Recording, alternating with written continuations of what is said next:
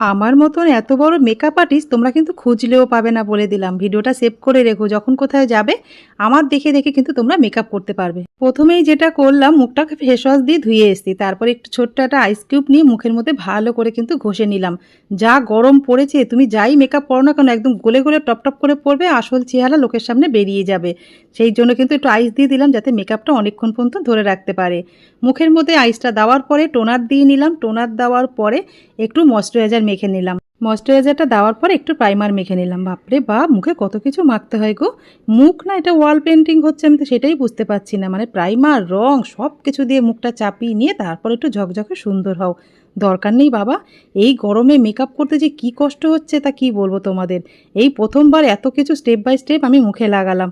প্রথমবার মেকআপ করেছি, কোথায় আমার কাঁধে হাত দিয়ে বলবে যে না শম্পা ঠিক হয়েছে, কিন্তু তারপরে আমার কি বললো জানো তো, বলে তোমাকে তো ভূতের মতন দেখতে লাগছে। বোঝো কাণ্ড, এত কষ্ট করে মেকআপ করেও আমাকে এসব শুনতে হলো। তোমরা আমাকে কি বলবে আমি সত্যিই জানি না। তা দেখো, একটু কম্প্যাক্ট একটু ফাউন্ডেশন লাগিয়ে ছেড়ে দিলাম। বাবা আমার দ্বারা আর হবে না, আমাকে দেখে তোমরা যেন কেউ মেকআপ করতে যেও না, তাহলে যেটা শুনতে হবে।